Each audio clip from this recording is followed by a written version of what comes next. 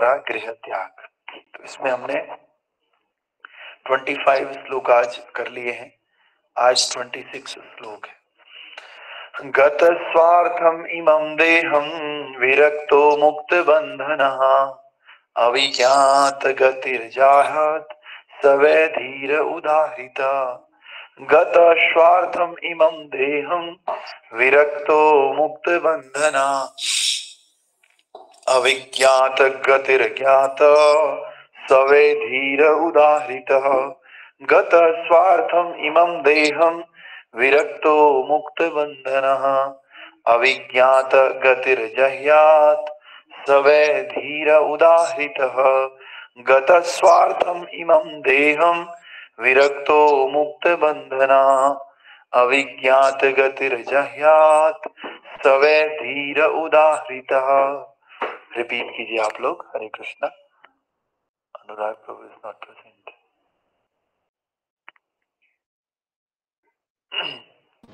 हरे कृष्णा प्रभु जी। यस। गत स्वार्थम इमं देहं विरक्तो मुक्त बंधना अविज्ञात जहात अविज्ञात गति जाहत सावे धीर उदाहिता। गलत श्लोक पढ़ लिया आपने। ठीक है। और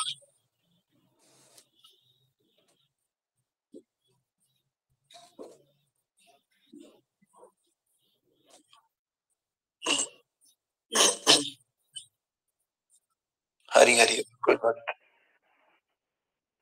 चलिए,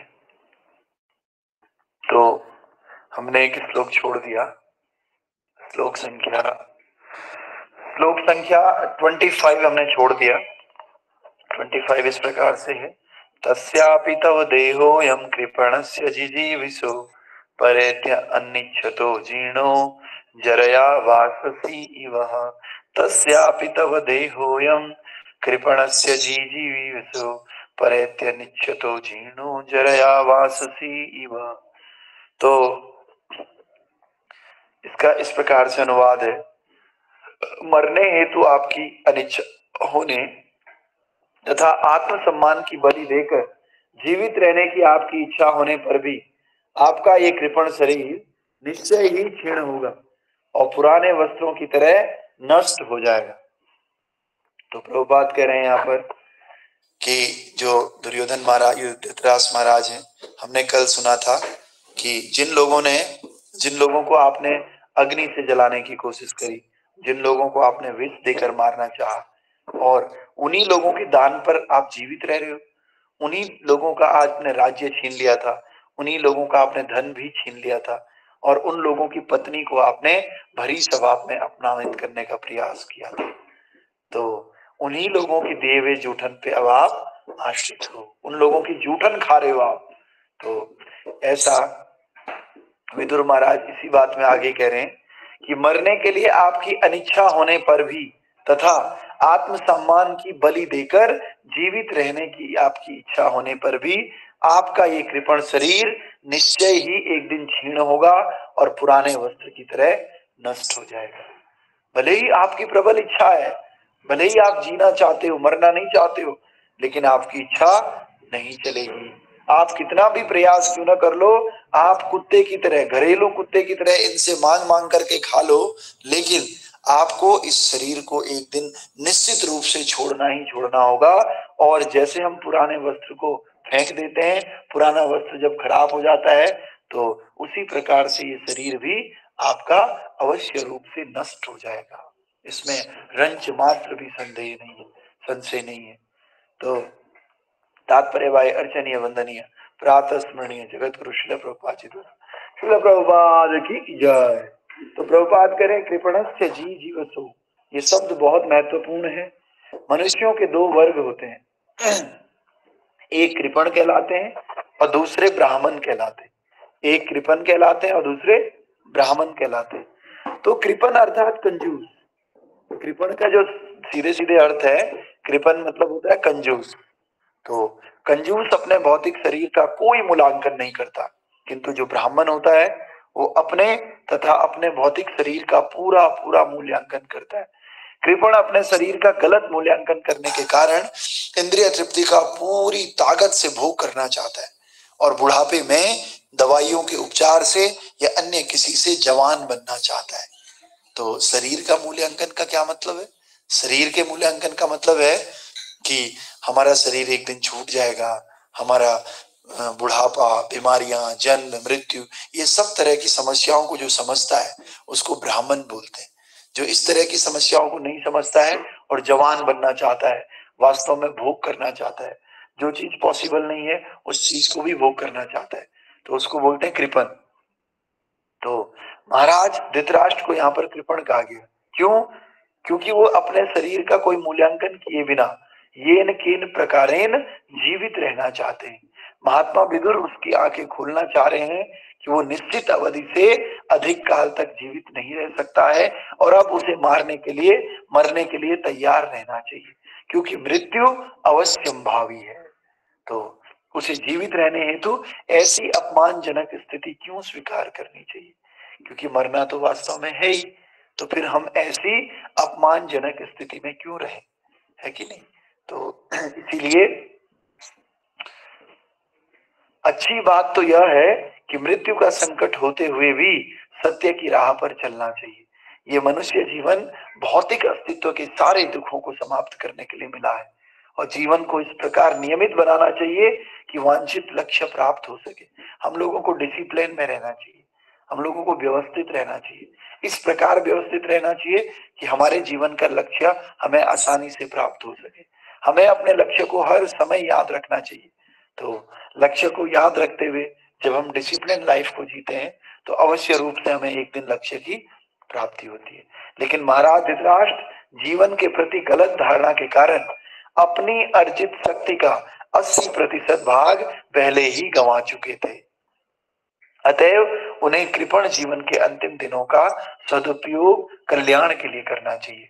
ऐसा जीवन कृपण कहलाता है, क्योंकि इस प्रकार कोई मनुष्य जीवन की सारी निधियों का सही सही उपयोग नहीं कर पाता।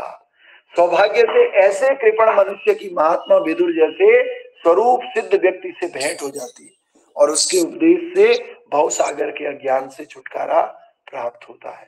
तो हम लोगों ने वास्तव में बहुत सारी चीजें, बहुत सारा जीवन अपना खेल कूद में, सेंस ग्रेटिफिकेशन में, कई चीजों में पहले ही बिता चुका है। अब विदुर जैसे संतों की कृपा से हमें भगवान, इस भगवत ज्ञान का रहस्य मिला है, हमें अपने जीवन का लक्ष्य प्राप्त हुआ है, तो अब हमें इसको गंवाना नहीं चाहिए। अब हमें येन केन प्रकारेण भगवान की भक्ति में लग जाना चाहिए। यही भागवत का संदेश है और यही भगवान का संदेश है, यही भगवान के भक्तों का भी संदेश है। इसीलिए विदुर महाराज क्या कर रहे हैं? धृतराष्ट्र को उपदेश कर रहे हैं कि भाई तुमने अपना जीवन का सारा समय राजनीति में, कूटनीति में, इंद्रिय तृप्ति में और संतानों में, अपनी वाइफ में, राज्य में, धन में, इन सब चीजों में गंवा दिया है। अब बुढ़ापा सामने है, कम से कम इस समय तो आप भगवान का नाम लो, अभी भी समय है, अभी भी आप अपनी इन सब वृत्तियों को त्याग करके भगवान की में निश्चित हो सकते हो, भगवान का नाम ले सकते हो। कितना आसान है भगवान की भक्ति करना, केवल और केवल नाम लेना होता है। और अभी भी अगर आप नहीं करते हो तो आपको मुक्ति नहीं मिलेगी, फिर आपको अन्य शरीरों में जाना अवश्यंभावी है। मृत्यु तो फिर भी कोई बड़ी बात नहीं है, मृत्यु तो सबकी होनी है, लेकिन वास्तव में चिंता की बात यह है कि मृत्यु के बाद हमें कौन सा शरीर प्राप्त होगा। इसीलिए हम सबको मृत्यु से नहीं डरना चाहिए, मृत्यु के बाद जो शरीर हमें प्राप्त होगा उससे डरना चाहिए।